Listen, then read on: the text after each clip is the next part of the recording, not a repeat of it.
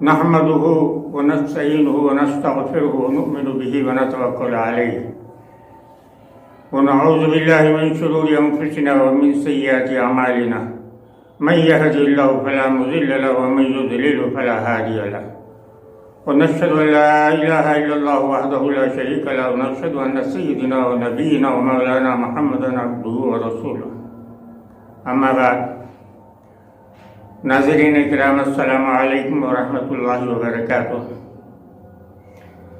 قال اللہ تعالی كما ورد في سورة بني إسرائيل أعوذ بالله من الشيطان الرجيم بسم الله الرحمن الرحيم سبحان الذي أسرى بعبده ليلا من المسجد الحرام إلى المسجد الأقصى الذي باركنا حوله لنريه من آياتنا انه هو السمیع البصیر صدق اللہ العظیم۔ ناظرین کرام، اللہ تعالیٰ کا فضل ہے کہ اللہ تعالیٰ آج رات ہم کو معراج کی شب عطا فرما رہا ہے۔ یہ چند متبرک راتیں ہیں جس پر اللہ تعالیٰ کا خاص فضل و کرم شامل حال رہتا ہے، جس میں سے ایک آج کی رات شب معراج کی ہے۔ اللہ تعالیٰ نے سورہ بنی اسرائیل کے اس آیت کریمہ میں جس کی میں نے تلاوت کی ہے، زمین سفر سے متعلق اللہ نے بیان فرمایا ہے، اور پھر آسمانی سفر جو رسول صلی اللہ علیہ وسلم کا ہے وہ سورۃ النجم میں ہے۔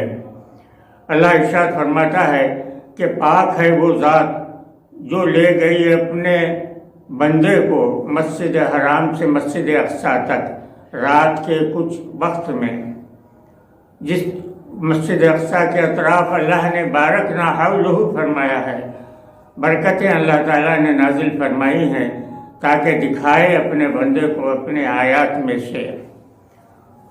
حضرات، اللہ تعالیٰ کا یہ فضل ہے کہ اللہ نے ہم کو ایسے رسول عطا فرمائے ہیں اور ان کی امت میں سرکار عالم صلی اللہ علیہ وسلم کے ہم کو پیدا فرمایا ہے، جن کے بارے میں اللہ تعالیٰ کئی فضیلتیں آپ کو عطا فرمائے ہیں۔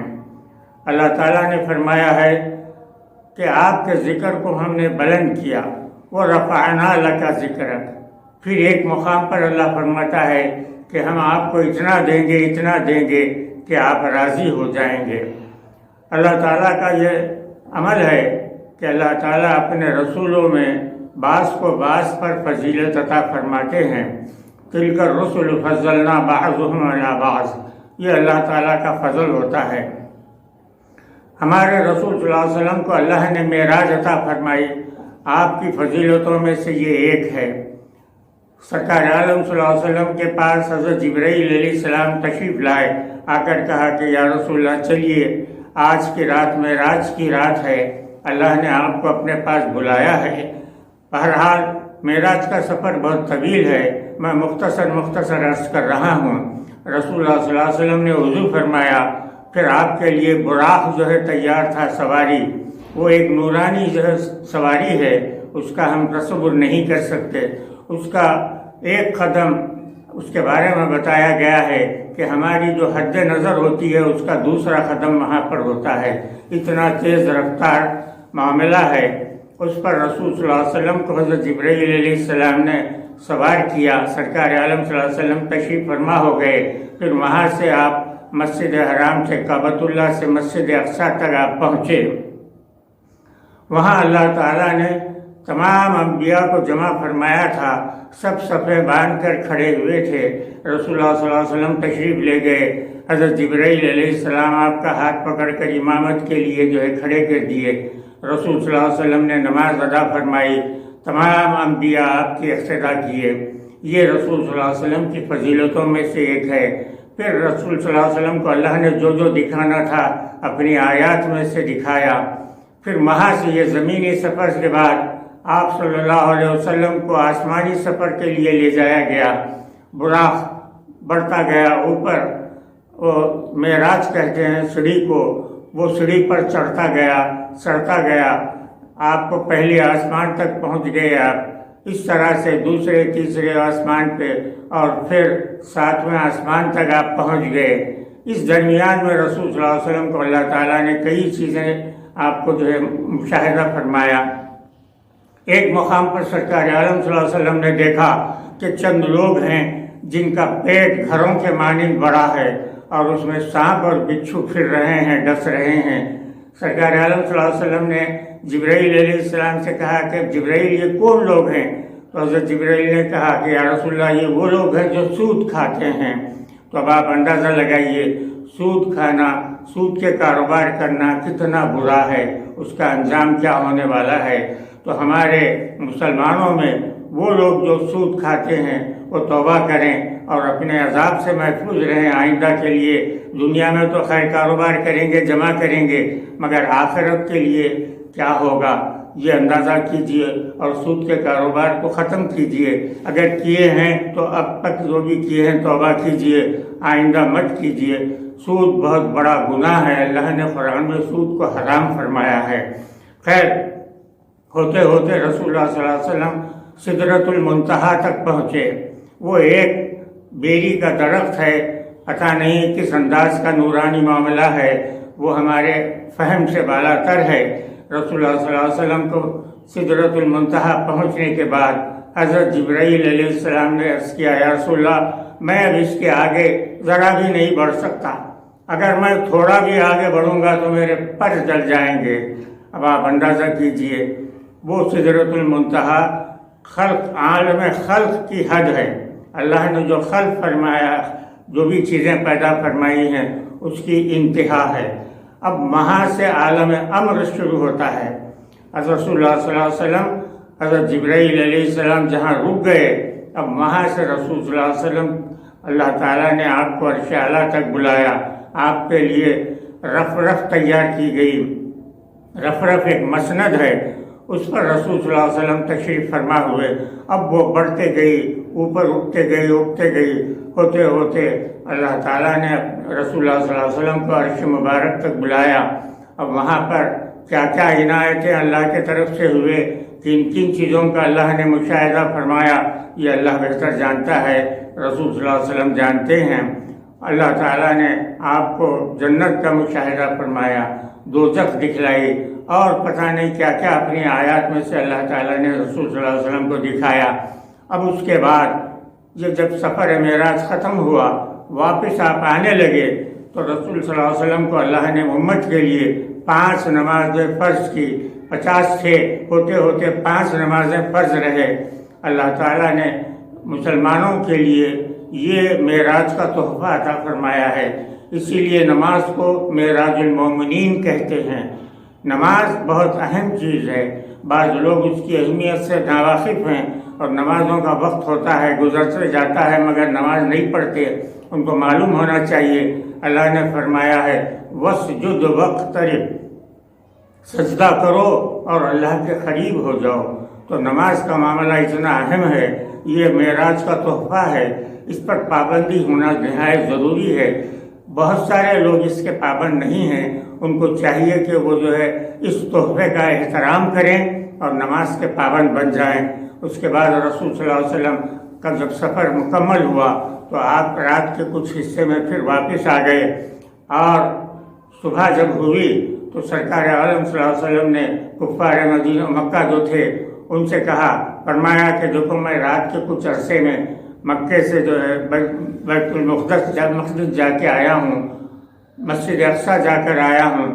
بہت ہنسنے لگے، مذاق اڑانے لگے، اس لیے کہ کافی دور ہے، رات کے کچھ حصے میں جا کے آ جانا یہ ناممکن ہے۔ بہت شور مچایا اور کہا کہ دیکھو یہ بات اگر ان کے صاحب حضرت ابوبکر صدیق جو ہیں ان کو اگر سناؤں گا میں تو وہ بھی حیران ہو جائیں گے اور ان کے منکر بن جائیں گے۔ تو یہ تمام لوگ مل کے حضرت ابوبکر صدیق کے پاس گئے، جا کے کہا کہ دیکھو تمہارے صاحب کیا کہہ رہے ہیں۔ بولے کیا بولے؟ تو کہا کہ وہ کہہ رہے ہیں کہ رات کے کچھ حصے میں مسجد حرام سے مسجد اقصیٰ جا کر آ گئے۔ حضرت ابوبکر نے فرمایا کہ کیا انہوں نے کہا ہے؟ تو بولے ہاں انہوں نے کہا ہے۔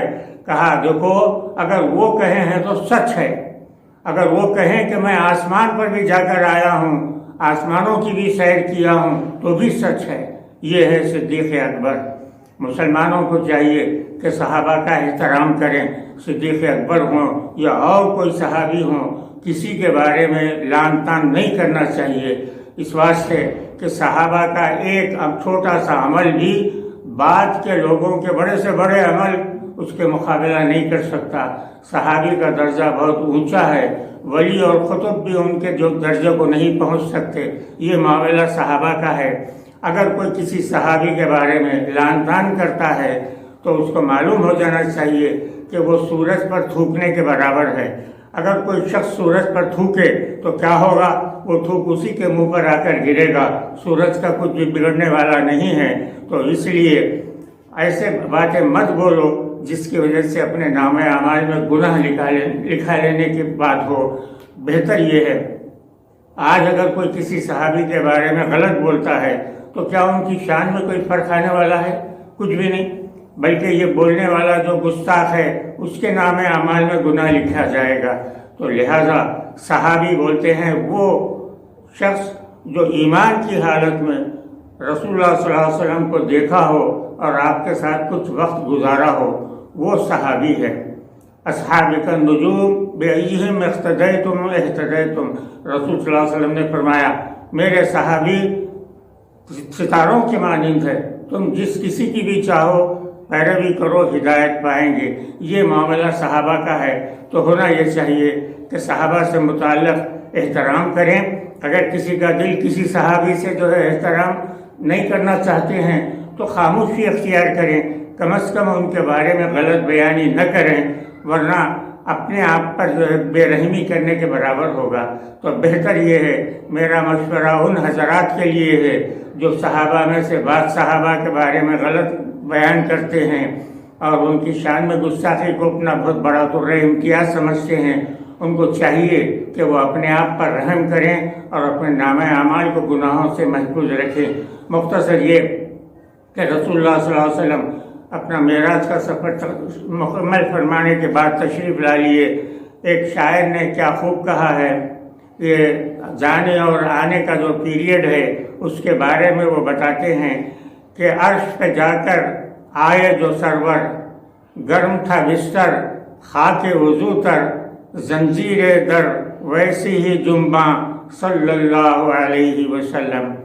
یعنی جب آپ جاتے وقت وضو فرمائے تھے، وہ آنے تک بھی کچا تھا، اور پھر جب آپ اپنے بستر سے اٹھ کر نکلے تھے سفر کے لیے معراج کے، واپس آنے تک جسم میں بستر پہ وہ گرمی موجود تھی، اور جاتے ہوئے جو آپ دروازہ کھولے تھے تو زنجیر جو ہل رہی تھی وہ ہلتی ہی رہی۔ یعنی اتنا مختصر پیریڈ میں یہ سب ہو گیا۔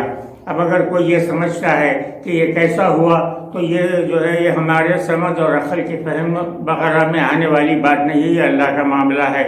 مختصر یہ کہ اب آج رات اللہ کے فضل و کرم سے یہ مبارک رات ہم کو مل رہی ہے، تو مسلمانوں کو چاہیے کہ اس کا احترام کریں اور اس میں نیک کام کریں، اوقات کو بیکار یعنی گزرنے مت دیجیے۔ عام طور پہ نوجوان جو ہے یہ رات کو جاگنے کی رات کہتے ہیں، یعنی سونا نہیں، خالی ہوشیار رہنا اور رات گزار دینا۔ ویسا ہوشیار رہنے کی کوئی ضرورت نہیں ہے، بلکہ اگر ہوشیار رہنا ہے تو اللہ کی عبادت کیجیے، نوافل پڑھیے، قضائے عمری پڑھیے، قرآن پڑھیے، ذکر و اذکار کیجیے، جو آپ سے نیک کام ہو سکتا ہے وہ کیجیے۔ اگر طبیعت تھک جاتی ہے تو پھر سو جائیے۔ ایسے کاموں میں بیکار اوقات گزارنا وہ غلط ہے، رات اس کے لیے نہیں ہے۔ تو مختصر یہ کہ آج جو رات ہمارے کو مل رہی ہے اس کا احترام کیجیے، نمازیں پڑھیے اور اللہ تعالیٰ سے استغفار کیجیے۔ انشاءاللہ تعالیٰ اللہ کا ہم پر فضل ہوگا۔ وما علینا الا البلاغ۔